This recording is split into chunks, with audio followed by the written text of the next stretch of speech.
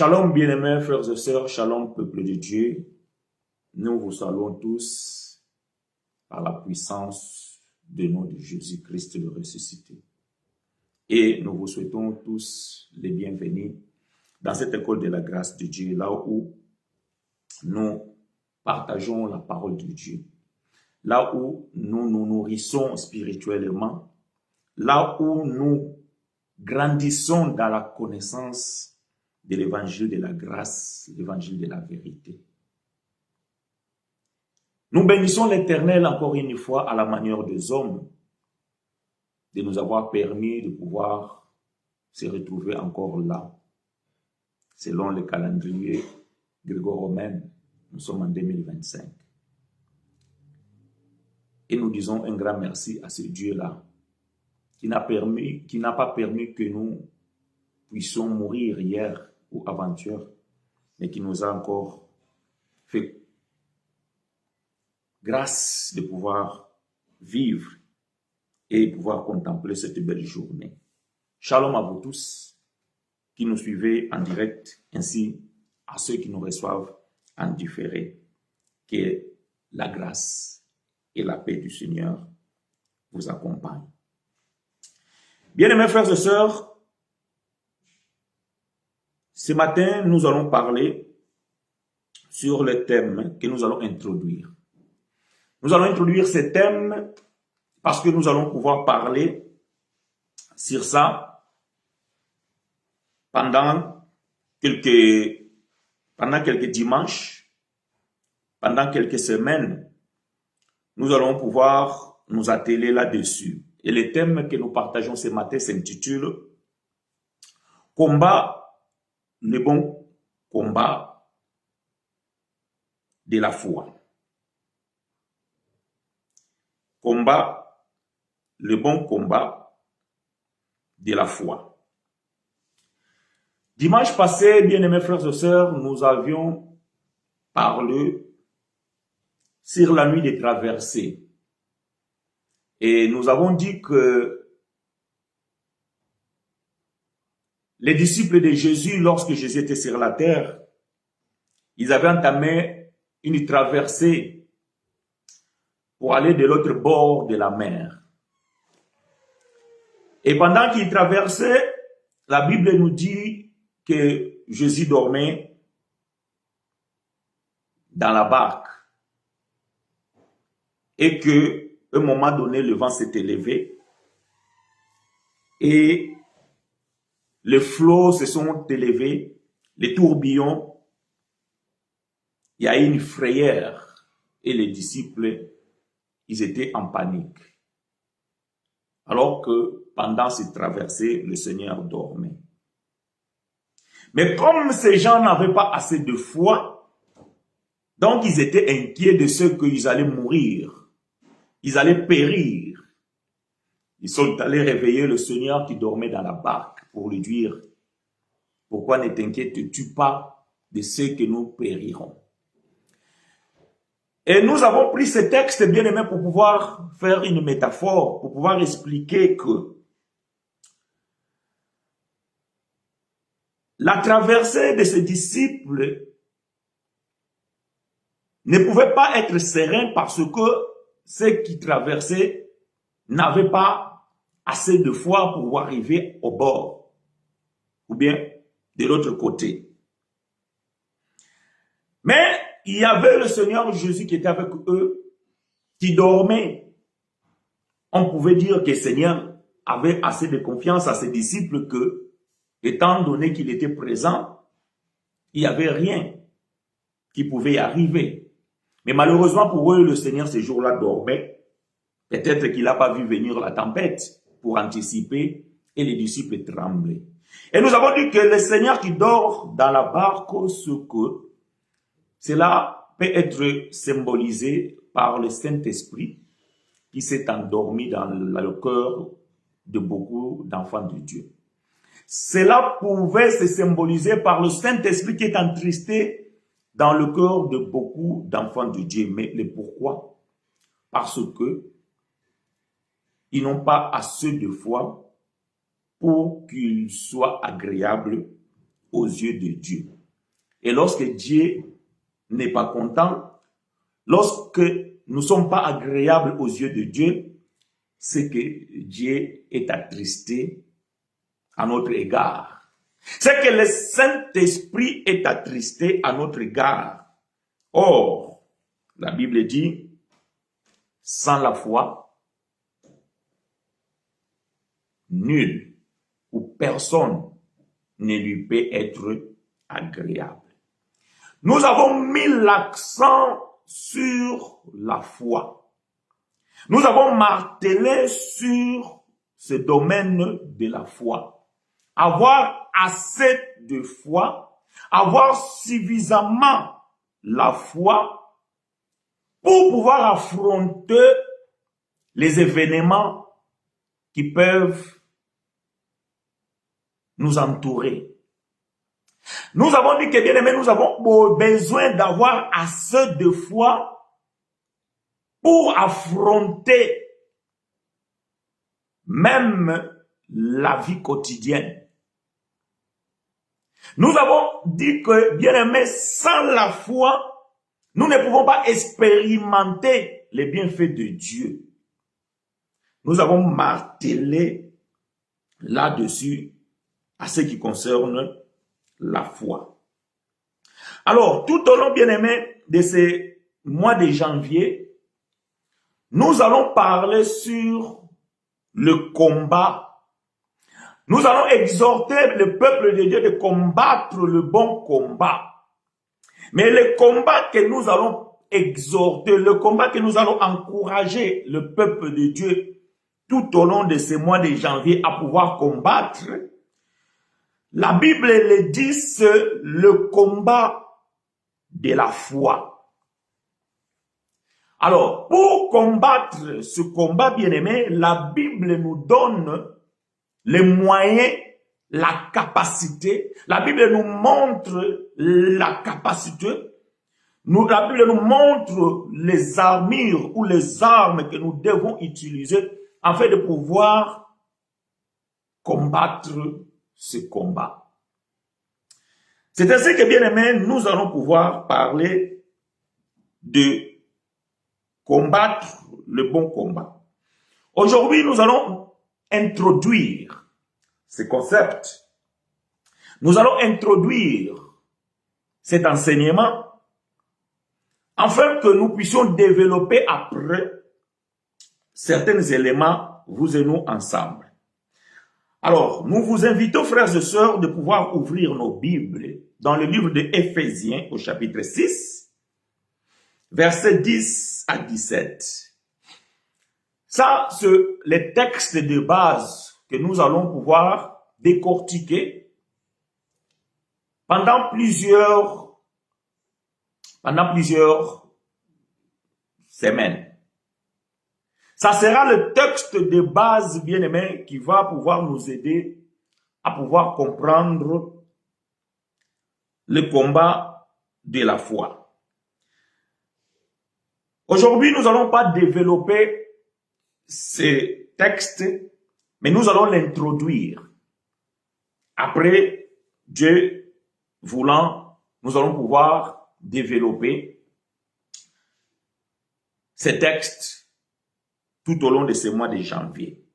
Alors, nous sommes dans le livre de bien-aimé frère Paul à l'église d'Éphèse, au chapitre 6, versets 10 à 17.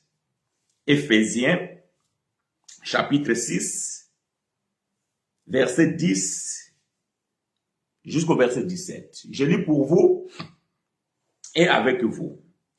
Au reste, fortifiez-vous dans le Seigneur et par sa force toute puissante. Revêtez-vous de toutes les armes de Dieu, afin de pouvoir tenir ferme contre le ruse du diable. Car nous n'avons pas à lutter contre la chair et le sang, mais contre les dominations, contre les autorités, contre les princes de ce monde de ténèbres, contre les esprits méchants dans le lieu céleste. C'est pourquoi, Prenez toutes les armes de Dieu afin de pouvoir résister dans le mauvais jour et tenir ferme après avoir tout surmonté. Verset 14. Tenez donc ferme, ayez à vos reins la vérité pour ceinture, revêtez la cuirasse de la justice, mettez pour chaussures à vos pieds les ailes que donne l'évangile de paix, prenez par-dessus tout cela les boucliers de la foi, avec lesquels vous pourriez éteindre tous les traits enflammés du malin. Prenez aussi les casques du salut et l'épée de l'esprit qui est la parole de Dieu. Bien-aimés, ce texte ici, c'est le texte de base que nous allons développer tout au long de ce mois de janvier. Pour pouvoir expliquer qu'est-ce que c'est le combat de la foi, comment pouvons-nous combattre ce combat de la foi et comment bien se servir de ces armes que, bien-aimé frère Paul, énumère dans ce chapitre 6 du livre des Éphésiens. Mais comme nous avons dit qu'aujourd'hui, nous n'allons pas développer ces points, parce que nous allons pouvoir développer point par point l'utilité de ces armes et que nous puissions comprendre à quoi ça sert chacune de ces armes et comment pouvons-nous exploiter cela afin que nous puissions avoir du succès dans ce combat que nous devons combattre tout au long de notre vie chrétienne ici-bas sur la terre. Bien-aimé frère Paul va exhorter notre bien-aimé frère Timothée dans le livre de 1 Timothée au chapitre 6, versets 10 à 12. Souffrez avec nous, nous avons l'habitude de pouvoir lire beaucoup. 1 Timothée chapitre 6, versets 10 à 12. Alors, nous lisons ceci. Je vais lire pour vous et avec vous ce que disent les Écritures. Bien-aimé frère Paul s'adresse à son fils Timothée en lui disant ceci. 1 Timothée chapitre 6, versets 10 à 12. Car l'amour de l'argent est une racine de tous les maux. Et quelques-uns, en étant possédés, se sont égarés loin de la foi. Et se sont jetés eux-mêmes dans bien des tourments. Pour toi, homme de Dieu, fuis ces choses et recherche la justice, la piété, la foi, la charité, la patience, la douceur. Combat le bon combat de la foi, saisis la vie éternelle à laquelle tu as été appelé et pour laquelle tu as fait une belle confession en présence de grand nombre de témoins. Bien-aimé frère Paul, pardon, bien-aimé frère Paul exhorte ici son fils Timothée en lui disant que, attention, l'amour de l'argent, c'est une racine de tout le maux. C'est-à-dire que le mal en pluriel. Donc le mal en pluriel, le mot, tire sa racine par l'amour de l'argent. Aujourd'hui, beaucoup de gens se battent dans la foi chrétienne parce qu'ils veulent reçu. Ils veulent avoir beaucoup d'argent, ils veulent avoir beaucoup de moyens.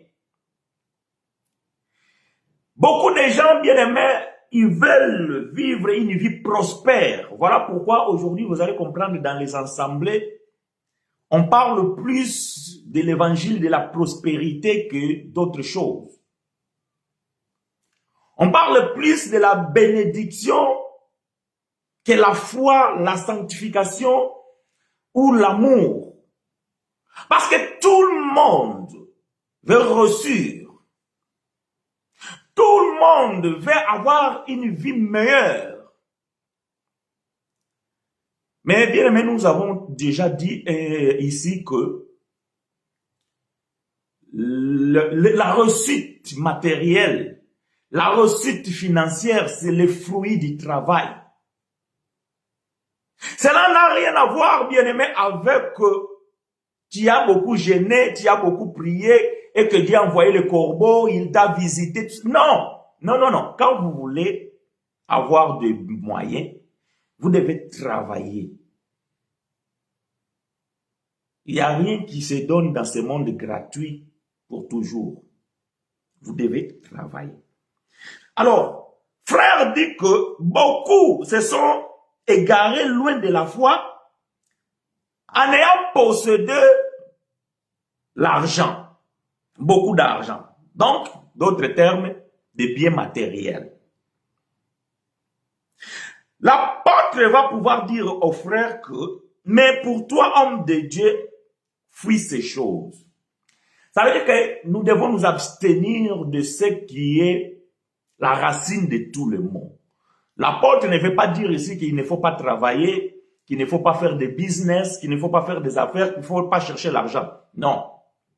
Il veut tout simplement dire que cela ne soit pas quelque chose dont vous allez vous confier. Parce que ce qui est plus important, il va dire de rechercher la justice, la piété, la foi, la charité, la patience, la douceur. Et ça, bien aimé, c'est un combat. Voilà pourquoi dans le verset 12, il va dire, combat les bons combats de la foi, saisissez la vie éternelle à laquelle tu as été appelé et pour laquelle tu as fait une belle confession en présence d'un grand nombre de témoins.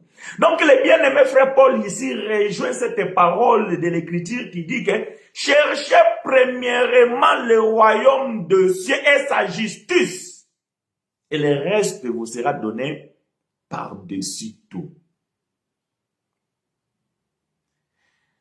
Si l'Éternel ne vous donne pas la santé, vous ne pouvez pas travailler. Si l'Éternel ne vous prête pas le souffle de vie, vous ne pouvez pas, bien aimé, faire le business. Bien aimé, la valeur de souffle que l'Éternel te donne n'a pas de prix. Cherchons premièrement le royaume de Dieu. Ça veut dire que nous devons chercher la justice, la paix, la joie, par le Saint-Esprit en Seigneur Jésus-Christ.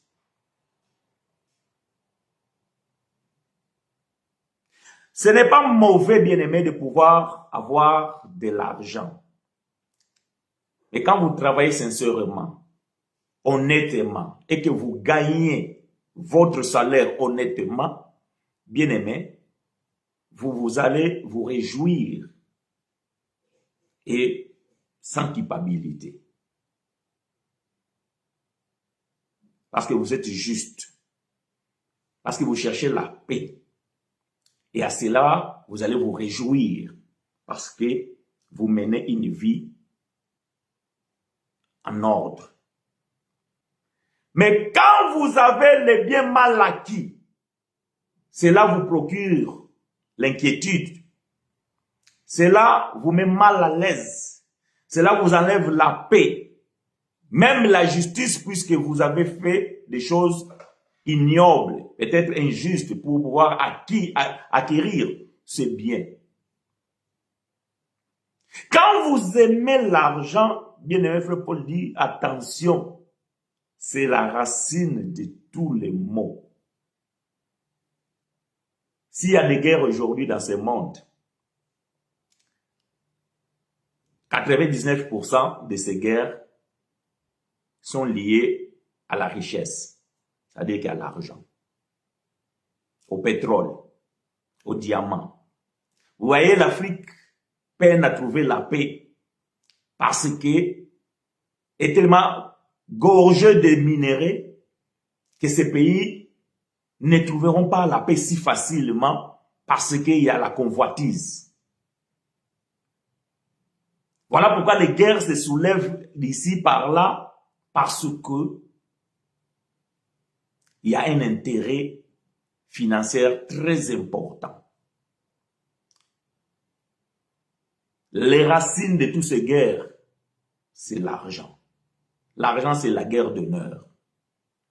Et aujourd'hui, malheureusement, nous voyons des guerres au milieu des saints, au milieu des enfants de Dieu, au milieu des serviteurs de Dieu à cause de l'argent. Mais l'apôtre exhorte ici à frère Timothée, combat le bon combat de la foi, saisit la vie éternelle. Ah! Bien aimé, le but de pouvoir combattre, c'est que nous devons combattre parce que nous avons la vie éternelle.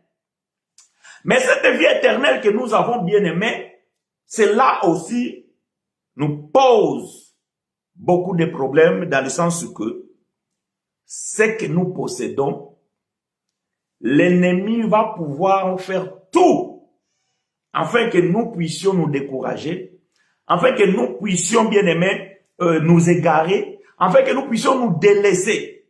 Parce que vous devez comprendre une chose certaine. Un enfant de Dieu, un élu de Dieu, il a la vie éternelle. Ça, c'est une garantie. Personne ne peut vous mentir.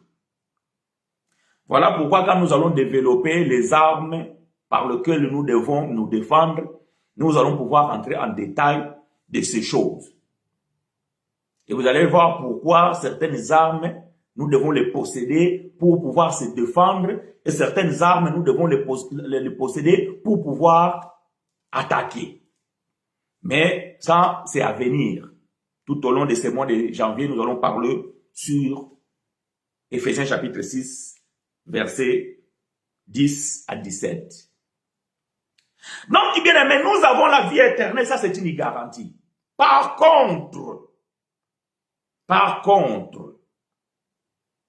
la récompense, ça veut dire que pour que tu brilles dans l'éternité, comme une étoile, ou bien comme le soleil, comme la lune, ce que bien aimé, tu dois maintenant travailler pour ton salut. Attention, je vais être clair pour que vous ne confondez pas les choses. Je ne suis pas en train de dire ici que vous devez travailler pour obtenir le salut. Non. Si Dieu le veut, nous allons peut-être essayer de toucher un peu certains aspects du salut selon la Bible. Je viens de dire que la vie éternelle, ça c'est un salut inconditionnel. Cela ne dépend en aucun cas des personnes. C'est la volonté de Dieu, c'est le choix de Dieu, c'est le don de Dieu gratuit. Ça, c'est pour les élus de Dieu, c'est pour ses enfants. Garanti. Mais pour avoir, bien aimé, la récompense dans l'éternité, nous devons travailler pour cela. Et c'est là où le combat se situe, bien aimé, que l'ennemi ne voudra pas que tu puisses hériter des bienfaits, que tu puisses avoir de bonnes récompenses. Voilà pourquoi ta foi, elle sera combattue. Et c'est ce combat, bien aimé, que tu dois mener tout au long de ta vie sur la terre. Parce que tu dois la saisir afin de pouvoir briller lorsque l'Éternel t'appellera sur cette terre des vivants. Et c'est ça le combat de la foi. 1 Timothée chapitre 1, verset 18 à 19. Nous sommes en train d'introduire, bien aimé, cet enseignement que je dis, je répète. Nous allons pouvoir développer cela tout au long de ce mois de janvier. Donc, aujourd'hui, nous faisons que l'introduction. Donc, croyez-moi, nous n'allons pas pouvoir rentrer dans beaucoup de détails. Peut-être même, nous allons être si bref, afin que dans des jours à venir, nous puissions maintenant développer certains aspects de ce combat, afin que nous puissions avoir une bonne compréhension de ce qui est combat, les bons combats de la foi. 1 Timothée chapitre 1 verset 18 jusqu'au verset 19. Je lis pour vous et avec vous. Les commandements que je t'adresse, Timothée mon enfant, selon les prophéties faites précédemment à ton sujet, c'est que, d'après elles, tu combattes le bon combat, en gardant la foi et une bonne conscience. Cette conscience, quelques-uns l'ont perdue et ils ont fait naufrage par rapport à la foi. Voyez-vous? Bien-aimés, en gardant la foi et une bonne conscience. Donc la foi seule ne suffit pas. Il faut avoir une bonne conscience. Je pense que nous avons parlé ici une fois déjà comment purifier notre conscience de la souillure des œuvres mortes de la loi ou de la religion. Bien aimé, cette bonne conscience, si nous l'avons, nous permettra de pouvoir garder la foi. Parce qu'en perdant cette bonne conscience, nous risquons de faire le naufrage. Et frère Paul dit à Timothée que cette conscience, quelques-uns l'ont perdue et ils ont fait naufrage par rapport à la foi. Cela veut dire, bien aimé, que l'ennemi va combattre ta foi. Parce qu'il sait que, bien aimé, si tu gardes la foi, c'est que tu es un vainqueur. Si tu gardes la foi, c'est que tu vas reçu.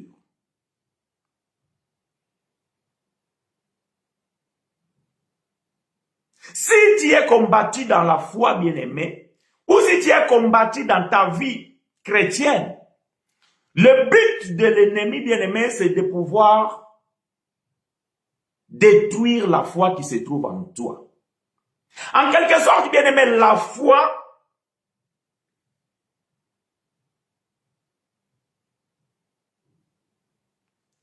c'est l'ennemi du malin. Je ne sais pas si tu m'as saisi. Ça veut dire que la foi, bien-aimé, c'est l'ennemi du diable. La foi, bien-aimé, c'est l'ennemi de Satan. La foi, bien-aimé, c'est l'ennemi de la chair. Voilà pourquoi ta foi sera combattue. Voilà pourquoi ta foi, bien-aimé, elle sera mise à l'épreuve. Pourquoi? Parce que si ta foi, elle, fait le naufrage, si ta foi, elle chavire, bien-aimé, c'est fini pour toi.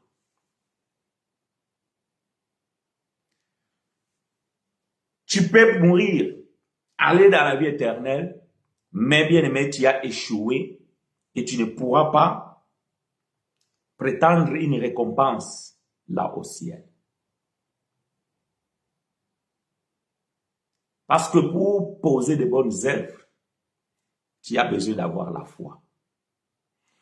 Pour pouvoir réussir dans tous ces combats bien-aimés de la vie, tu as besoin de la foi. C'est pourquoi lorsque tu n'as pas suffisamment de la foi, tu es un homme ou bien une femme affaiblie. Voilà pourquoi dimanche passé nous avons dit les disciples qui n'avaient pas la foi, au moindre mouvement, ils étaient paniqués. Je vous avais dit dimanche passé qu'en 2025, les problèmes seront toujours là. Je pense que quelqu'un peut le témoigner ce matin que oui, j'ai une situation qui ne s'est pas améliorée. Ça veut dire que le changement d'année cela ne t'a pas apporté le résultat à ton problème. Donc, ce qui a changé, c'est quoi? C'est dans ta tête que il y a un chiffre qui vient de changer, 4, et on a changé ça à 5. Tes projets sont toujours là, puisque l'objectif, c'est d'arriver. Les projets que tu as là, peut-être, ce sont des projets qui viennent de 2024. Le 31 décembre, tu es tombé le 1er janvier. Donc, tes projets continuent. Mais, je vais te dire que ces projets-là, ce sont des combats de ta vie. Mais si tu n'as pas la foi, tu ne pourras pas, bien-aimé, résoudre ces problèmes. Même quelqu'un qui n'a pas, comment dirais-je, la foi en Dieu, mais il croit à quelque chose. Parce que la foi, bien-aimé, nous, les enfants de Dieu, nous avons la foi en Dieu. Parce que notre foi vient de ce que nous entendons, comme nous attendons la parole de Dieu, donc nous avons la foi en lui. Mais ceux qui ne prient pas, ceux qu'on appelle parfois les athées, ou même qui ont d'autres confessions, et aussi ils ont la foi. Un athée, il a aussi la foi. Il a la foi à sa force, il a la foi à son influence, il a la foi à son intelligence, à sa connaissance, pour pouvoir réussir. Parce que s'il perd la foi, ce qu'il a perdu l'espérance, c'est qu'il n'a plus d'espoir. Donc il faut qu'il croie qu'il va réussir. C'est ça la foi. Même un athée, il croit qu'il va réussir. Ça c'est la foi. Tout homme sur la terre ici, bien-aimé, il a une foi. Et voilà pourquoi nous croyons, voilà pourquoi il croit qu'il va réussir. Il croit qu'il va obtenir, il croit qu'il va prospérer. Il a une foi. Mais cette foi-là, bien-aimé, c'est différent à la foi que nous avons, parce que nous, notre foi, nous confions à un Dieu qui est capable de nous aider. Nous confions à un Dieu qui est capable de nous donner la bonne santé. Nous confions à un Dieu qui est capable de nous affermir. Nous croyons à un Dieu qui est capable de nous diriger. Nous confions à un Dieu qui est capable de nous orienter. Et lorsque nous avons la foi à ce Dieu-là, bien aimé, nous avons la garantie de la réussite. Voilà pourquoi cette foi, bien aimé, va être combattue afin que tu ne reçusses pas. Voilà pourquoi même dans la vie, même les athées que je viens de dire ici, quand ils se battent pour pouvoir réussir les marchés, bien aimé, c'est des combats, c'est des coups. Moi, je suis dans un milieu professionnel, dans la construction, c'est-à-dire que dans le génie civil. Ou bien aimé, ces derniers temps, ici en France, nous sommes en train de traverser une période difficile en termes du travail, où la concurrence, bien aimé, est rude. Les gens se donnent des coups. Il y en a qui cassent les prix pour obtenir les marchés. Et les autres, ils plaignent, ils disent, mais non, je ne peux pas m'aligner. C'est un combat. Mais l'autre, il croit que, bon, même si j'ai cassé les prix, je sais comment faire pour pouvoir m'en sortir. Il croit. Il met confiance à quelque chose. Mais parfois, bien aimé, nous avons vu aussi les entreprises en train de fermer parce que ils avaient tellement trop d'assurance et ils ont fait une fausse affaire. Cela les a menés dans le faillite. Voyez-vous, c'est un combat. Le monde nous impose un combat. Et il ne faut pas croire que nous, les enfants de Dieu, donc nous devons croiser nos bras et après se dire que bon, maintenant Dieu écoute. Moi je suis un enfant de Dieu, Dieu va faire. Non. Parce que ta foi, bien-aimée, elle aussi sera combattue. Parce que, bien-aimé, pour que tu puisses réussir, c'est que tu dois travailler ta foi. C'est que cette foi, bien-aimée, elle doit être mise à l'épreuve. Parce que sinon, bien-aimé, alors je peux t'assurer que tu n'es pas un enfant de Dieu. Un enfant de Dieu qui ne connaît pas le combat, il n'est pas un enfant de Dieu. Un enfant qui n'expérimente pas le combat, il n'est pas un enfant de Dieu. Il faut bien aimer que la foi, elle soit mise à l'épreuve. Mais bien aimé frère Paul dit ici que si nous gardons une bonne conscience, l'autre fois je vous ai dit ici bien aimé, la conscience c'est une aiguille qui te pique. Voyez-vous? C'est une aiguille qui te pique. Lorsque tu veux poser un acte, et si cet acte-là n'est pas bon, ou si cet acte-là ne va pas conforme à la parole de Dieu, la conscience va te piquer. Ça veut dire que la conscience va te rappeler que non, toi étant qu'enfant de Dieu, tu ne peux pas faire ça. Donc ta conscience doit te ramener dans la parole de Dieu. Voilà pourquoi nous avons besoin de garder cette conscience pure. Parce que c'est cette conscience qui doit te ramener à la parole de Dieu. Paul dit que en gardant la foi et une bonne conscience, point. Cette conscience, virgule, quelques-uns l'ont perdue. Et ils ont fait naufrage par rapport à la foi. Donc, il veut dire que si vous perdez cette conscience, c'est que vous ne faites pas des choses selon la parole de Dieu. Parce que vous avez perdu la conscience qui vous pique, qui vous rappelle ce que vous devez faire et ce que vous ne devez pas faire. Et à ce moment-là, vous allez faire le naufrage par rapport à votre foi. C'est dire que si la foi vient de ce qu'on entend vient de la parole de Dieu. Si tu ne mets pas en pratique la parole de Dieu, c'est que ta conscience ne te rappelle rien. C'est que ta conscience ne te pique pas.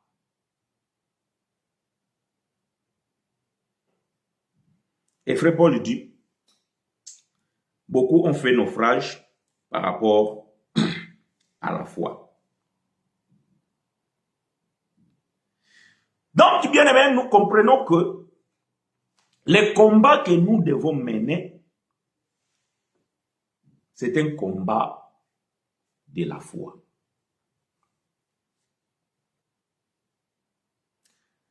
On a l'habitude d'entendre les gens dire les combats spirituels,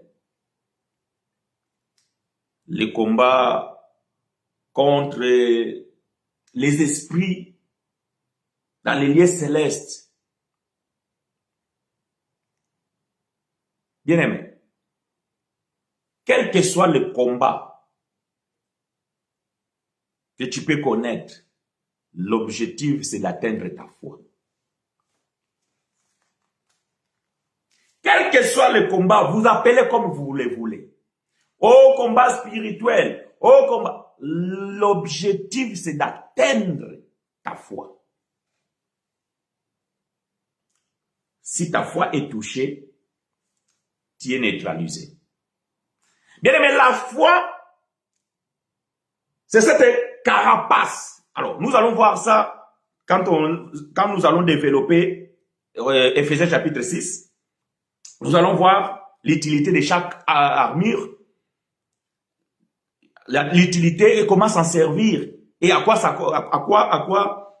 sert chaque arme que Paul nous a donné dans Éphésiens chapitre 6. Et nous allons pouvoir expliquer ces choses avec des détails afin que nous puissions être bien préparés. Cette année, tu as des objectifs. Peut-être que ces objectifs, tu les avais aussi l'année dernière et tu ne les as pas atteints. Et ces objectifs continuent aujourd'hui. Il y a des combats que tu y avais l'année dernière. Et ces combats sont toujours là. Mais tu as l'impression qu'il n'y a rien qui va. Mais sache bien, aimé, que quels que soient les degrés de ces combats, l'objectif, c'est atteindre ta foi. Paul dit ceci. 2 Timothée chapitre 4. Alors, je me suis posé une question. Quel était l'état de ce frère Timothée? Parce que frère Paul, il a tellement insisté là-dessus.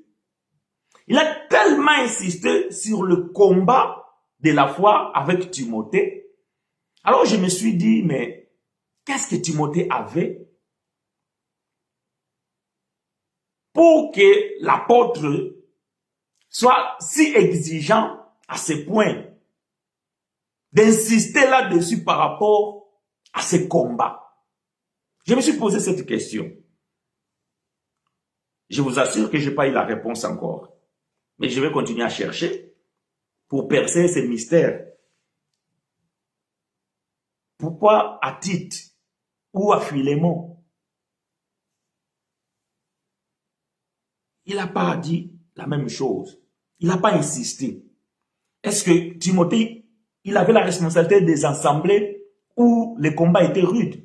Je ne sais pas. Peut-être que l'Éternel me fera grâce de pouvoir comprendre cela. Mais lisons quand même 2 Timothée. Parce que dans le premier livre à Timothée, Paul il a insisté sur le combat. Dans son deuxième livre, frère Paul va insister sur le combat. Donc 2 Timothée chapitre 4, versets 5 à 7. 2 Timothée chapitre 4, versets 5 à 7. Il dit ceci. Mais toi, sois sobre en toutes choses. Supporte la souffrance, fais l'œuvre d'un évangéliste, remplis bien ton ministère. Car pour moi, je sers déjà des libations et le moment de mon départ approche. Timothée, sois sobre, supporte les souffrances. Bien-aimé, il n'y a pas de combat sans souffrance. Non, il n'y a pas de combat sans souffrance. Souvent, nous avons une mauvaise conception d'être enfant de Dieu. Voyez-vous, quand vous souffrez, quand vous avez des problèmes, beaucoup de gens, ils pleurent. Même dans les prières, tu entends les enfants de Dieu dire, « Oh Seigneur, tu m'as abandonné. Seigneur, est-ce que je suis vraiment ton enfant de Dieu? Si je suis ton enfant de Dieu, pourquoi, Seigneur, je vois ça? Si je suis un enfant de Dieu, pourquoi, Seigneur, cela m'arrive? Si je suis un enfant de Dieu, pourquoi alors? » Voyez-vous? Donc, bien aimé, les enfants de Dieu ne supportent pas la souffrance. Parce qu'ils pensent que Dieu c'est un magicien, donc quand il y a quelque chose, donc il faut que le Seigneur trouve la solution de suite. Mais Paul est en train d'expliquer ici à Timothée, il a dit que sois sobre en toutes choses, supporte les souffrances. C'est que les souffrances, bien aimés, sont là. Les souffrances vont être là. Les souffrances vont continuer à être là. Mais sois sobre. Vous savez qu'est-ce que cela veut dire, sois sobre? La sobriété, ça veut dire que c'est quelqu'un qui n'est pas agité. Souvent, quand, tu sais, quand quelqu'un boit beaucoup, l'alcool bien sûr, on lui dit qu'il n'est pas sobre. Donc on lui dit non, il faut que tu sois sobre. Parce que quand il boit beaucoup, il est agité. Il parle n'importe quoi, il crie, il fait des bruits, tout ça. Il n'est pas sobre. Ça veut dire que celui qui n'est pas sobre, c'est quelqu'un qui est tout le temps en train de crier, tout le temps en train de se lamenter, tout le temps en train de se plaindre, tout ça. Donc, voilà. Alors, l'apôtre dit ici à Timothée d'être sobre. Ça veut dire que, ne te plains pas très souvent. Sois sobre. Supporte les souffrances. Parce que cela ne veut pas dire plus que tu es un enfant de Dieu que les souffrances ne t'atteindront pas. Non. Aucun des apôtres dans la Bible n'a pas connu la souffrance. Tous, ils ont connu la souffrance. Ils ont été persécutés, jetés en prison, frappés, maltraités. Voilà les combats. Paul va dire que une fois, on m'a frappé 40 coups moins un. Une fois, j'étais au milieu des animaux sauvages, en parlant des hommes, bien sûr, des faux frères. J'ai connu la faim. J'ai connu des prisons. À cause de cet évangile, à cause de la garantie que j'avais de la vie éternelle. On m'a malmené. J'ai affronté ces gens-là.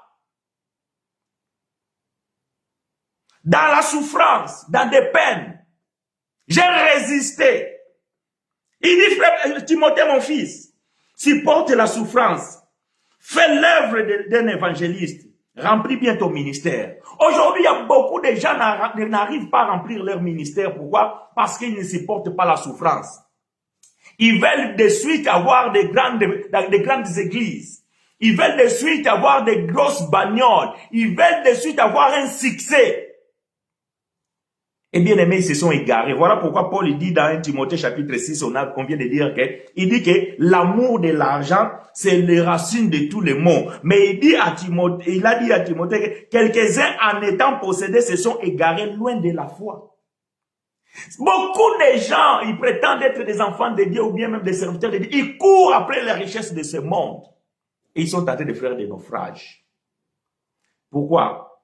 Parce qu'ils n'ont pas supporté la souffrance. Ils veulent ce qui est facile, ce qui est rapide.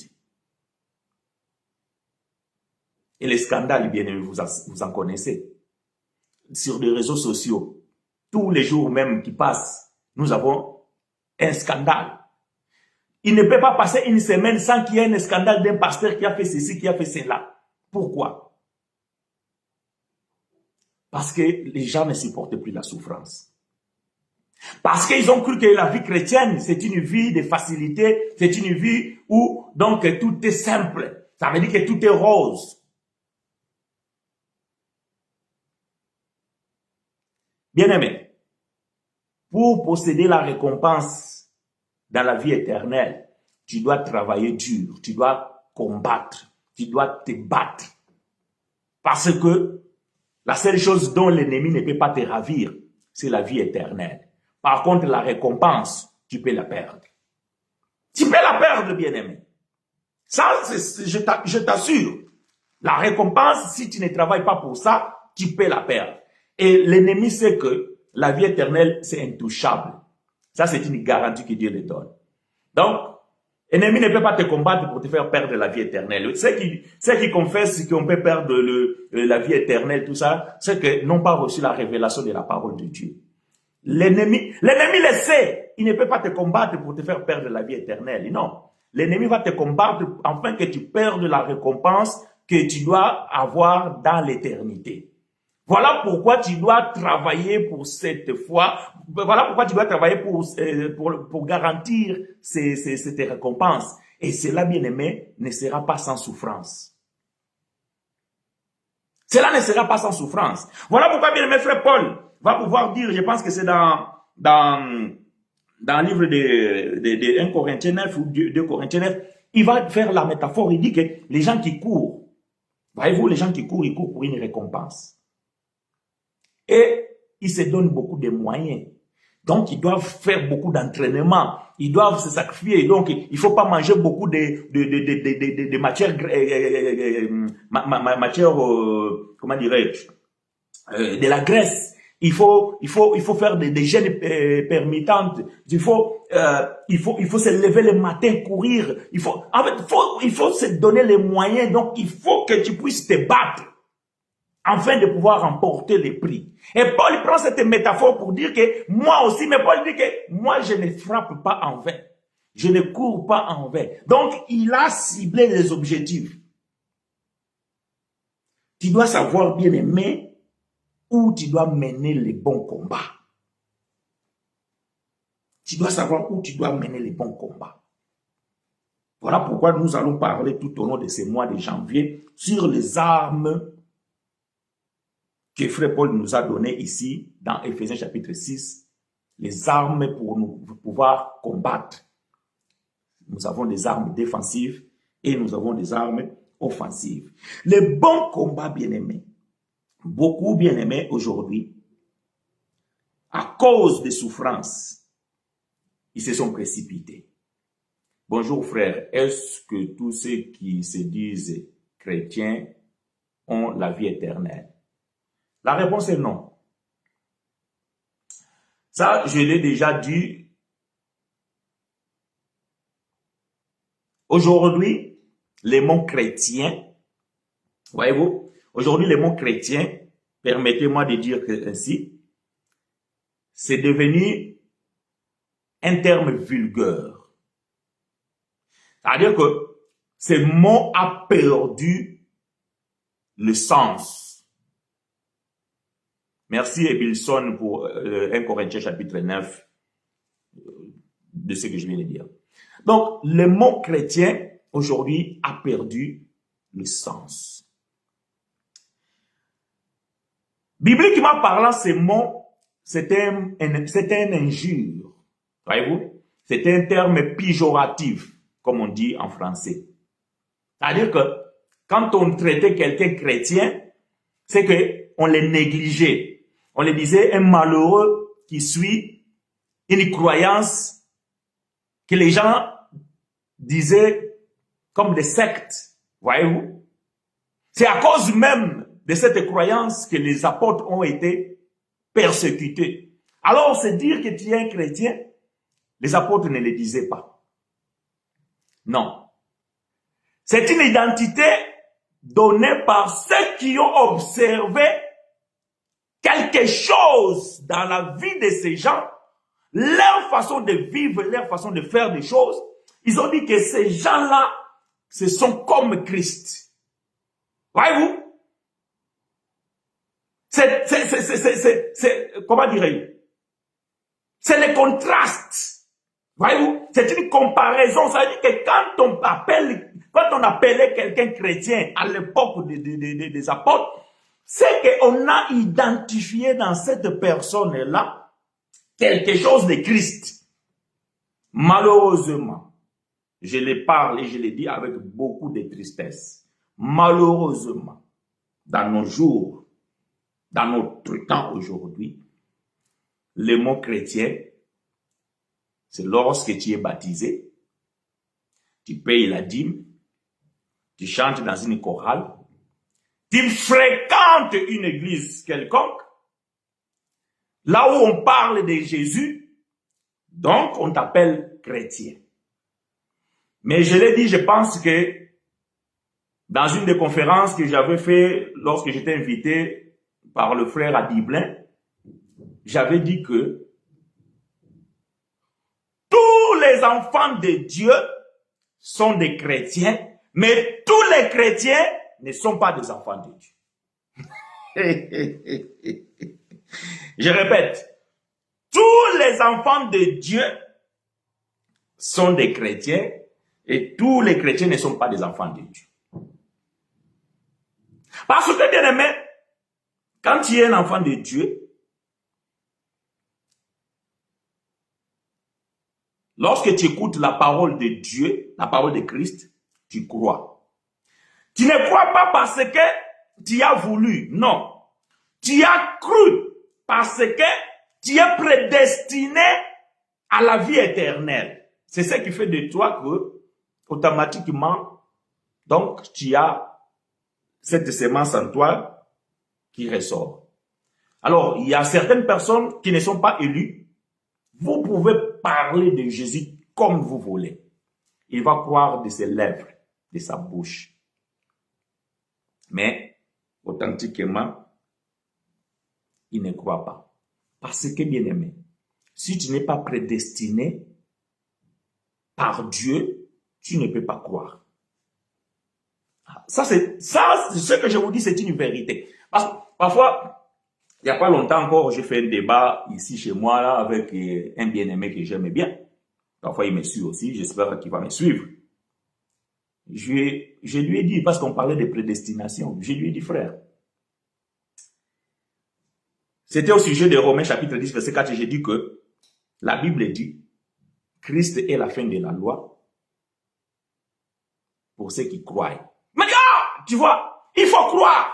Voilà, j'ai dit oui, il faut croire. Mais qui peut croire? Ah, qui peut croire? Est-ce que tout le monde peut croire? Ah non. Écoutez, Actes des Apôtres, chapitre 13.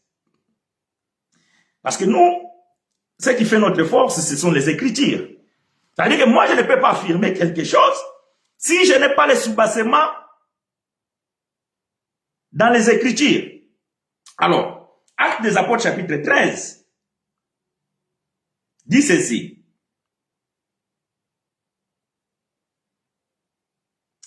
Actes des Apôtres, chapitre 13,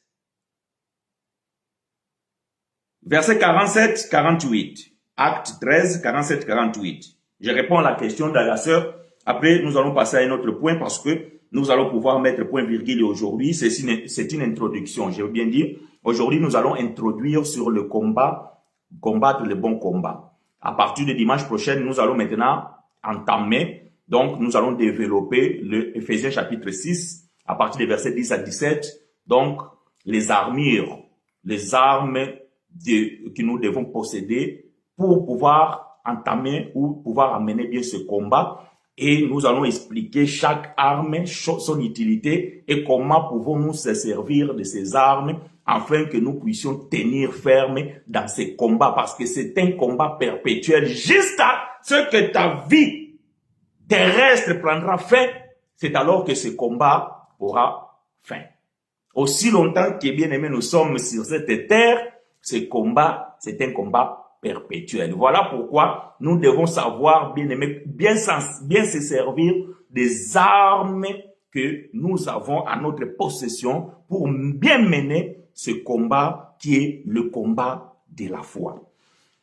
J'ai dit que la sœur a posé une question, nous sommes en train de répondre à cette question, que tous les chrétiens ne sont pas des enfants de Dieu et celui qui doit croire, c'est celui dont l'Éternel a prédestiné. Alors, bien-aimé, frère Luc nous dit ici dans Actes des Apôtres, chapitre 13, versets 47 et 48, car ainsi nous l'a ordonné le Seigneur. Donc, frère Luc est en train de relater les paroles de frère Paul. Parce que c'est lui qui parle ici, c'est frère Paul, c'est lui qui a relaté cela, c'est frère Luc. Car ainsi nous les a ordonné le Seigneur. J'étais établi pour être la lumière des nations, pour porter le salut jusqu'aux extrémités de la terre. Les païens se réjouissaient en entendant cela. Ils glorifiaient la parole du Seigneur. Donc, il y avait beaucoup de païens qui écoutaient Paul parler et ils étaient émerveillés. Ils étaient dans la joie, ils se réjouissaient parce que Paul parlait de bonnes choses. Il a dit, bien-aimés, vous êtes là, peut-être que vous êtes des assassins, peut-être que vous êtes, je ne sais pas quoi, vous êtes dans la culpabilité. Mais je vais vous dire, il y a un homme qui est mort à la croix. Il s'appelle le Seigneur Jésus-Christ. Il est ressuscité le 3e jour. C'est lui, bien-aimé, qui vous a appelé. Et vous avez les dons de la vie éternelle gratuitement. Donc ça, c'est une bonne nouvelle. Et les croyants, ils étaient émerveillés. Et la Bible dit ceci. Et les païens se réjouissaient en attendant cela. Ils glorifiaient la parole du Seigneur. Et tous ceux... J'aime la parole. Même la langue française, parfois je l'aime, pas parfois je l'aime. Et tous ceux, donc, dans tous ces païens qui étaient là, il y avait ceux. Donc, tous les chrétiens ne sont pas des enfants de Dieu. Tous les chrétiens n'ont pas la vie éternelle. Ceux qui ont la vie éternelle, c'est ceux. Et tous ceux qui étaient destinés à la vie éternelle crurent. La question, qui peut croire? Est-ce que tous ceux qui entendent la parole de Dieu peuvent croire? La réponse est non. Seulement ceux les élus, bien sûr. Il faut que tu sois un élu pour croire. Voilà pourquoi j'ai toujours dit, hier j'ai parlé avec un frère, je lui ai dit, tu peux parcourir toute la Bible et tu ne trouveras pas un verset où quelqu'un doit recevoir Christ. Mais quand tu vas dans les assemblées, vous allez voir un pasteur qui se lève, il dit que est-ce que quelqu'un veut recevoir le Christ, quelqu'un veut recevoir Jésus? Et les gens vont soulever les mains, oui, oui, oui, allez, viens. Bon, maintenant, tu vas faire cette prière avec moi. Seigneur Jésus, je viens aujourd'hui, j'étais un pécheur, je donne toute ma vie, Et toi, tu répètes comme un mouton, comme un perroquet, les mots de ce pasteur-là, et après il va dire Amen. Donc, dans ta tête, tu crois que cet exercice que tu viens de faire, permets que je me l'appelle comme ça, cet exercice que tu viens de faire, a fait de toi devenir un enfant de Dieu. Mon œil. Mon œil. Il n'y a que les élus qui peuvent croire. C'est lui qui a été prédestiné. C'est lui qui doit croire. Ce n'est pas tout le monde. Voilà pourquoi dans les assemblées, il y a beaucoup de croyants.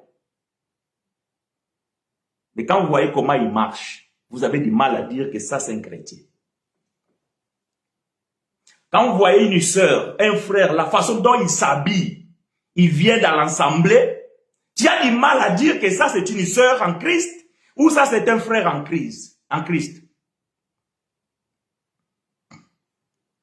Voyez-vous? Hier, ma femme, il m'a dit que toi, tu étais un frère en crise. En parlant de mon passé. Il m'a dit que toi, tu étais un frère en crise.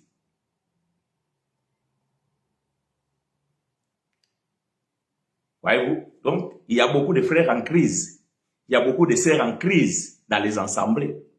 Quand tu vois son comportement, sa façon de parler, sa façon de se comporter, tu comprends que celui-là, comment je peux dire que c'est un chrétien?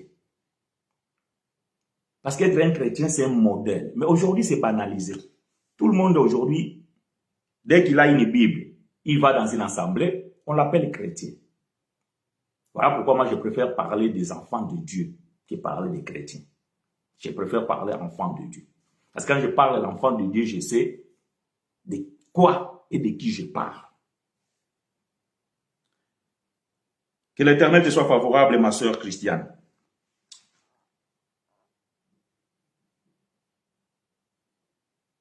Mais toi, Paul, sois sobre en toutes choses.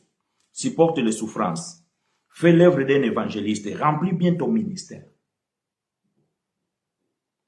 Pour ceux qui croient en Christ, mais en étant toutefois attachés au pasteur et tous ceux qui se pratiquent dans ces faux assemblées ont-ils la vie éternelle?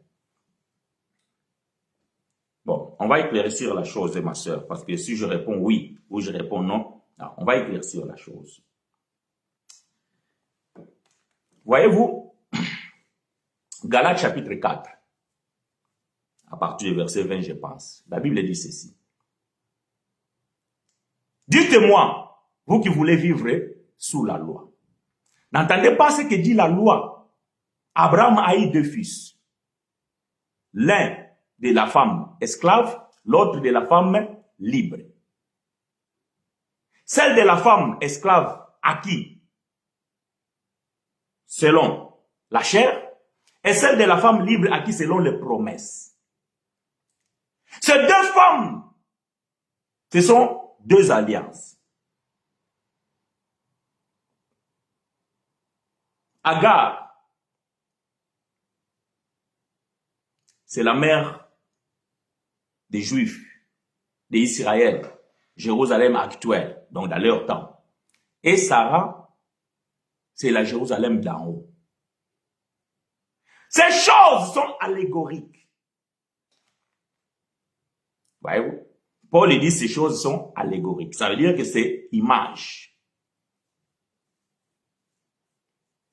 Qu'est-ce que Paul voulait dire? Donc, dans l'allégorie, il y a 2 mères. Il y a 2 fils. et un seul Père.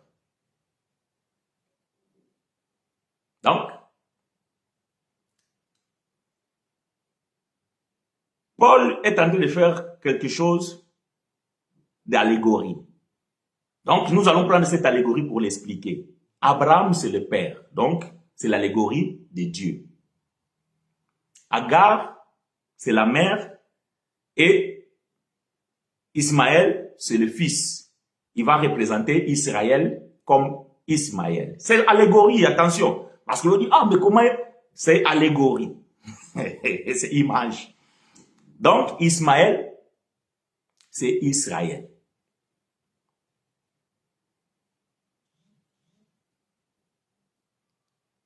Tous ceux qui n'ont pas cru. Et Paul dit, ce sont dans l'esclavage. Mais, Isaac, c'est ceux qui ont cru. Les fils de la femme libre. Or, les fils de la femme libre sont ceux-là qui ont cru et qui ont sorti, ou bien qui ont été rachetés, ou ceux qui ont été, ou bien qui ont reçu la liberté que Christ donne. Mais, de l'autre côté, il y a aussi les enfants qui sont les enfants d'Abraham. Mais ils sont encore dans l'esclavage. Ou même ils vont mourir dans l'esclavage. Ça, c'est par rapport à la connaissance. Mon peuple périt faute de connaissance. Il y a beaucoup de gens qui sont dans les assemblées. Ils ont la vie éternelle. Mais, ils sont des esclaves. Donc, comme la sœur a dit, parce que ils sont attachés aux pasteurs et à tous ceux qui se pratiquent dans ces faux ensembles. C'est comme Israël. Jésus est venu, il a prêché, il est mort, il est ressuscité, mais ils étaient toujours attachés à la loi de Moïse. Et Paul va dire que tous ceux qui étaient attachés à cette loi, ils étaient des esclaves. Voyez-vous? Donc, il y avait beaucoup qui étaient là, ils avaient la vie éternelle, mais ils étaient sous l'esclavage de la loi. Parce que, bien aimé, pour être sauvé de la loi, il faut croire à l'œuvre de la croix. Est-ce que je me fais comprendre? Voilà pourquoi, bien aimé, moi, je n'ai pas obtenu la vie éternelle les jours que j'ai reçu la révélation de l'évangile de la grâce. Non, non, non, non. Toi, ma soeur, toi, mon frère, tu n'as pas reçu la vie éternelle les jours que tu as découvert la vérité de l'évangile. Non. C'est que tu es élu depuis l'éternité. Mais lorsque tu es venu, donc, tout comme moi, tout comme toi, ou peut-être les autres, j'ai béni Dieu pour ceux qui n'ont peut-être pas expérimenté cela. Vous avez une grâce. Mais à nous qui on a expérimenté la religion, donc nous étions aussi dans l'esclavage. Mais les jours où on a reçu la vérité et on est sorti de la religion, c'est pas les jours qu'on a reçu la vie éternelle. Non. C'est pas les jours qu'on a reçu la vérité. C'est les jours qu'on a reçu notre délivrance par rapport à la religion. C'est la même chose comme Christ aussi, il a donné la délivrance à ceux qui étaient sous la loi afin de pouvoir sortir dans cette loi-là. Est-ce que vous comprenez? Mais, nous avons la vie éternelle. Pas le jour qu'on a reçu le véritable évangile. Non. Le jour qu'on a reçu le véritable évangile, on a tout simplement été sauvés de la religion. On a compris qu'on était des esclaves, on nous mentait, on nous faisait faire des choses qui ne fait rien, qui nous apportent rien. Et si nous étions restés là-bas, on aurait dû perdre notre récompense parce que nous avons fourni les efforts en vain, que ces efforts ne peuvent pas nous payer. Mais la vie éternelle, nous l'avions. Maintenant, aujourd'hui, nous sommes en train de nous battre pour que nous puissions garder la récompense. D'où le combat que nous devons mener, c'est un bon combat, le combat de la foi. Et notre foi, bien-aimé, ce n'est pas par rapport à la loi de Moïse, ce n'est pas par rapport à la connaissance de la religion. Notre foi est basée sur la parole de la vérité. Et nous allons comprendre quand nous allons entamer les armes que Frère Paul nous donne, il va pouvoir parler, il va pouvoir nous dire que nous devons avoir la vérité comme chaussure pour proclamer l'évangile de la paix. Donc, voyez-vous, bien-aimés, avoir la vie éternelle ne dépend pas de ta position dans l'église ou ne dépend pas si tu es libéré de la religion ou pas. Non, c'est un don de Dieu. Ça, il faut vraiment le dissocier. C'est un don de Dieu. D'ailleurs, je vais dire ceci. Aucun de nous, mais ça vraiment je l'ai dit, aucun, même moi que je suis là, que je parle, ou n'importe quel pasteur qui a double onction, triple onction, quadruple onction, aucun homme, mais aucun homme peut garantir qui que ce soit que toi, tu as la vie éternelle. Personne. Chacun de nous, c'est par la foi que moi, je crois que j'ai la vie éternelle. Toi aussi, c'est par la foi que tu crois que tu as la vie éternelle. Mais moi, frère chinois, je ne pourrais pas te dire, sœur chrétienne, tu as la vie éternelle. Jamais. Tu peux faire des dons. Tu peux donner des dîmes. Tu peux dire, je vais pouvoir dire que la sœur là, elle a une bonne marche dans la foi. Mais te garantir, moi chinois, que toi tu as la vie éternelle, je ne peux pas. Et ça, personne peut le dire. Ah, ça je l'ai dit. Personne. Si un jour quelqu'un s'aventure de te dire ça, tu peux être sûr que c'est un menteur. La seule personne qui peut te le dire, c'est le Saint-Esprit. C'est lui qui témoigne dans ton esprit que tu es un enfant de Dieu. Jamais, c'est pas ton pasteur. C'est pas ton pasteur, c'est pas ton bishop, c'est pas ton frère. Non. La seule personne qui peut te garantir que tu as la vie éternelle, que tu es un enfant de Dieu, c'est le Saint-Esprit. Et le Saint-Esprit, il est témoin dans ton esprit. C'est pas dans l'église. Oh, l'église, on va témoigner souvent quand on va enterrer les morts. On va parler du bien, de ce qu'il a fait, de ce qu'il est. Vous savez, moi j'ai toujours dit, même, je l'ai dit, bon. D'ailleurs, si vous remarquez, vous allez voir, il n'y a pas longtemps, je puis vous informer du décès de ma tante. Je n'ai jamais souhaité à qui que ce soit, à aucun mort, je n'ai jamais écrit, je n'ai jamais dit que son âme repose en paix. Jamais.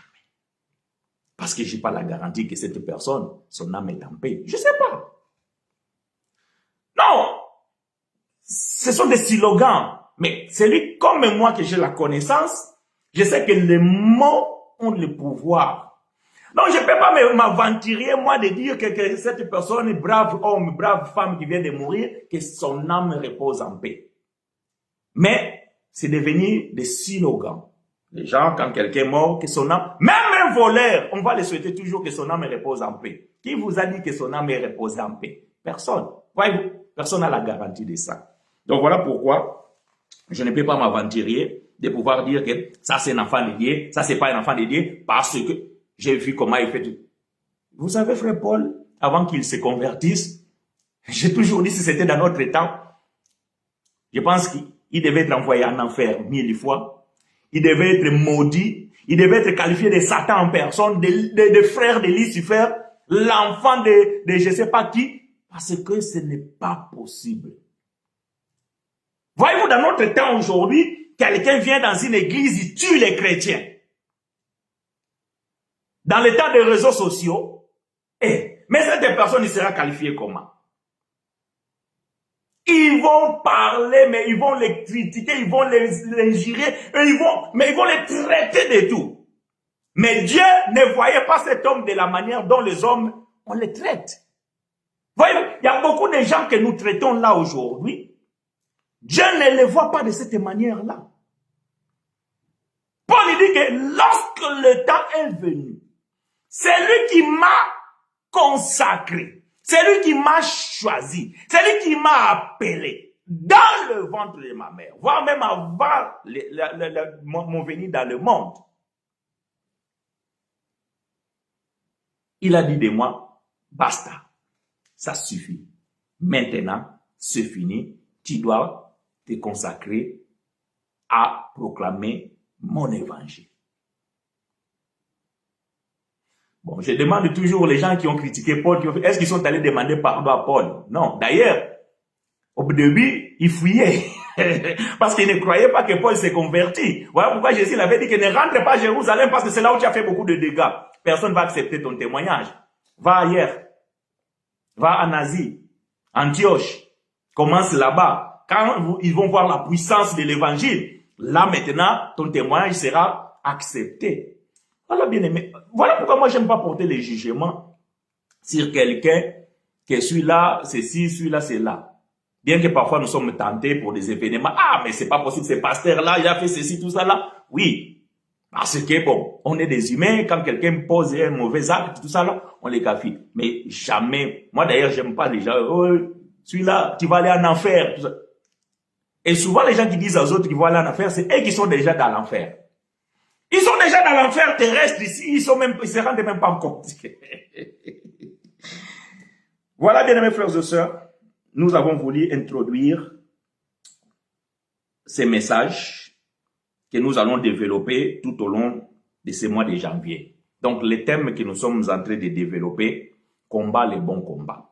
Alors, nous allons lire les chapitres 6 d'Éphésiens que nous avons lus au début pour pouvoir mettre point virgule dans cette introduction et lancer donc la première partie ou bien la partie de développement de ces armures d'un chrétien. Donc nous sommes dans le livre d'Éphésiens au chapitre 6, versets 10 à 17. Moi je pense que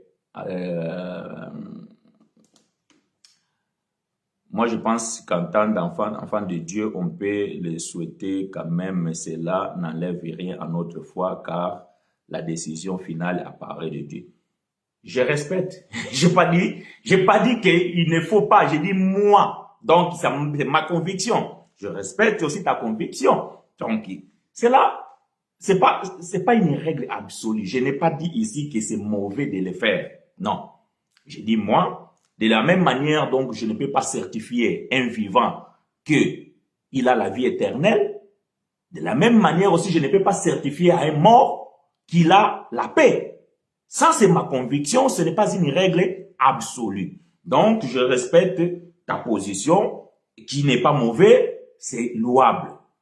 Apôtre, question, il y a une sœur chantre de Dieu, sœur Tamar vient de faire une prière en jetant le cancer pour les chrétiens qui l'ont réprimandé. Est-ce que Dieu peut écouter ces... je me suis perdu. Ce genre de prières? Ah. En tout cas, mon frère, moi, je pense que vous avez déjà suffisamment de temps de m'écouter, prêcher, enseigner, parler de ces choses.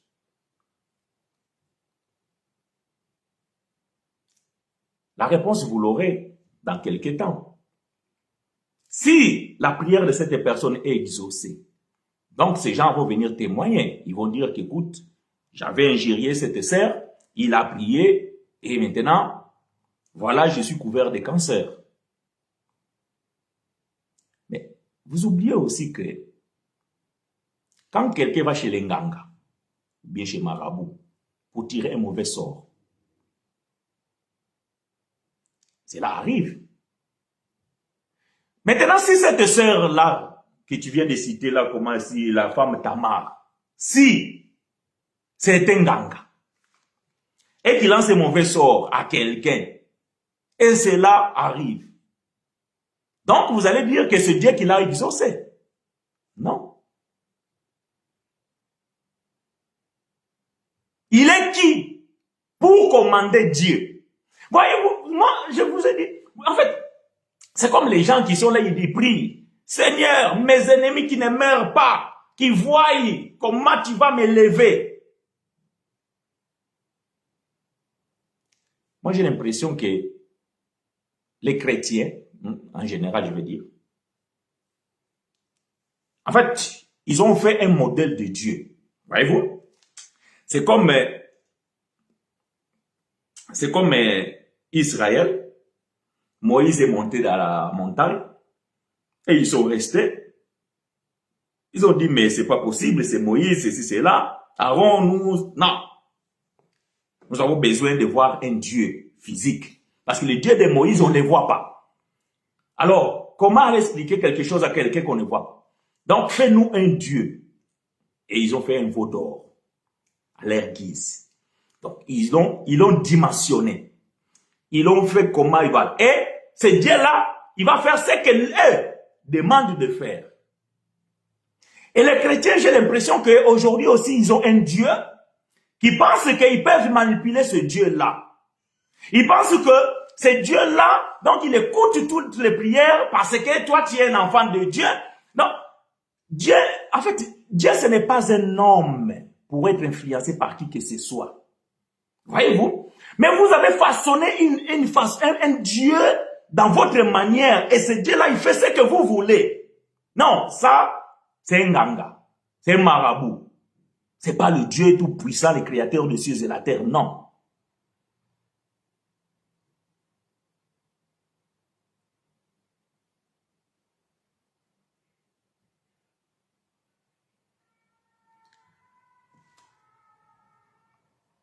Le frère dit, alors la Bible dit quoi? Romains 12, 14, bénissez ceux qui vous persécutent, bénissez et ne maudissez pas. Bon. Toi, c'est toi-même qui as posé ta question, c'est toi-même qui as donné la réponse. Même si tu maudis, la malédiction sans cause n'a pas d'effet. Même si tu maudis,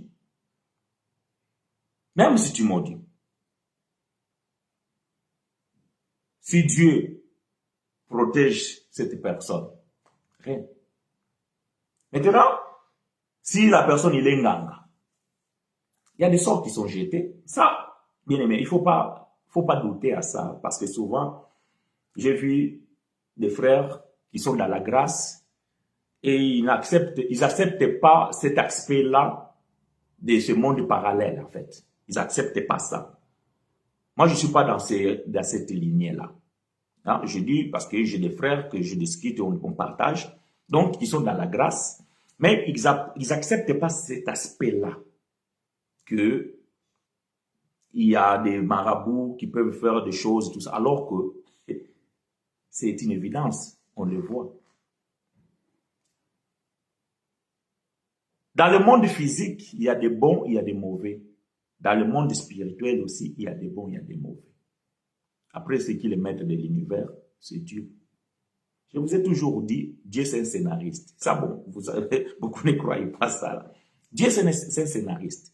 Donc Dieu a écrit toutes choses à sa manière. Il n'avait pas demandé ni à Gabriel, ni à Michael, ni aux archanges. Ni même à ce diable-là que vous louez souvent dans les assemblées. Parce qu'aujourd'hui, les assemblées font tellement élever ce diable-là. Dieu n'a posé question, ni demande, ni conseil à personne. Dieu a fait son monde dans cette façon, dans sa manière, et il exécute ces choses dans sa manière.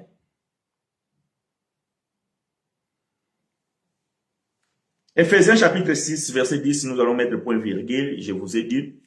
Donc, on va lire ces passages qui vont nous amener, à partir de dimanche prochain, à pouvoir apprendre quelles sont ces armes et comment se servir dans notre foi, afin que nous puissions tenir bon dans le combat que nous avons sur cette terre, qui est le bon combat. le combat de la foi. Donc, pour combattre ce combat, nous avons besoin d'être armés. Mais quand vous n'êtes pas entraîné à pouvoir se servir des armes, quand vous ne savez pas manipuler les armes, donc, bien aimé, vous pouvez aller dans le combat et mourir parce que vous n'avez pas su se défendre ou vous n'avez pas su bien utiliser les armes. Alors, voilà pourquoi c'est mois-ci, bien aimé, nous allons pouvoir parler sur ces combats, les bons combats de la foi. Versets 10 à 17, Éphésiens chapitre 6, je lis pour vous. Au reste, fortifiez-vous dans le Seigneur et par sa force toute puissante. Revêtez-vous de toutes les armes de Dieu afin de pouvoir tenir ferme contre le ruse du diable. Car nous n'avons pas à lutter contre la chair et le sang, mais contre les dominations, contre les autorités, contre les princes de ces mondes de ténèbres, contre les esprits méchants dans les lieux célestes.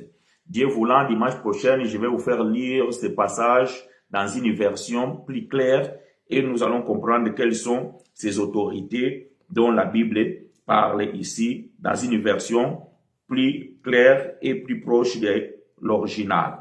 Verset 13, c'est pourquoi prenez toutes les armes de Dieu afin de pouvoir résister dans le mauvais jour et tenir ferme après avoir tout surmonté. Donc ici, il n'y a pas des exceptions. Ça veut dire que pour que ton combat soit parfait, pour que tu combats le bon combat de la foi, il faut savoir s'en servir de toutes les armes. L'apôtre Paul n'est pas dit ici quelques armes. Parce que si vous n'avez pas tout, alors là où vous allez manquer l'arme, c'est là où vous serez atteint. Votre faiblesse va être là. Voilà pourquoi on nous dit ici de prendre toutes les armes. Tenez donc ferme et à vos reins la vérité pour les ceintures. Donc, nous allons développer la ceinture. Revêtez la cuirasse de la justice. Nous allons développer la cuirasse. Mettez pour chaussure à vos pieds les ailes que donne l'évangile de paix. Nous allons développer la chaussure. Verset 16. Prenez par-dessus tout cela les boucliers de la foi. Donc nous allons parler sur le bouclier. Avec lequel vous pourrez éteindre tous les feux enflammés du malin. Prenez aussi les casques du salut. Donc, nous allons parler sur le casque. Et l'épée de l'esprit qui est la parole de Dieu. Et nous allons aussi parler sur l'épée. Donc, les armes dont Paul nous parle ici, ce sont la ceinture, la chaussure, les boucliers,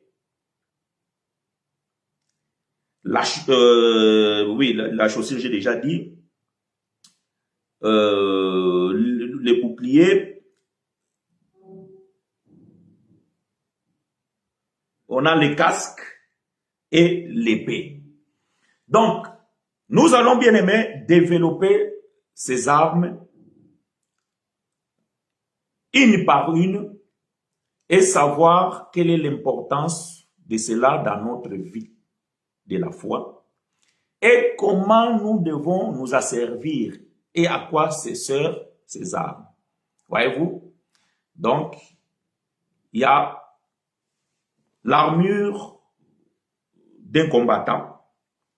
C'est comme moi, quand je suis au chantier, je dois porter les chaussures de sécurité parce que il y a des clous, il y a des ferrailles, donc les chaussures me protègent pour que je ne me fasse pas le mal.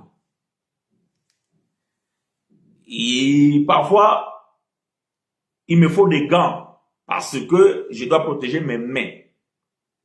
Mais quand il y a quelque chose qui m'empêche, il faut que je donne un coup de marteau. Voyez-vous? Donc, le marteau n'est pas pour me protéger, mais le marteau, c'est pour pouvoir frapper une pointe qui n'est pas bien rentrée pour que ça rentre, pour que peut-être ça ne me blesse pas. Mais je ne peux pas taper la pointe avec ma chaussure. Donc, ma chaussure, c'est pour me protéger de cette pointe.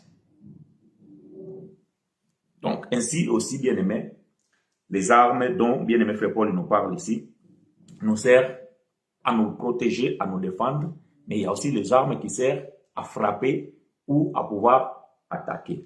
Donc, ne vous préparez pas pour aller à la guerre avec les ennemis, je ne sais pas, en Ukraine ou en Syrie. Non. Notre combat, c'est le combat de la foi. Nous devons nous protéger, bien-aimés, parce que ce que l'ennemi cherche à atteindre, c'est notre foi. Voilà pourquoi Paul a insisté là-dessus à Timothée, combat le bon combat, le combat de la foi. Et Paul dit, moi-même, Paul, j'ai combattu le bon combat. J'ai tenu ferme. Et à la fin, j'ai fait quoi? J'ai gardé la foi. Voilà, bien aimé, ce qui est très important.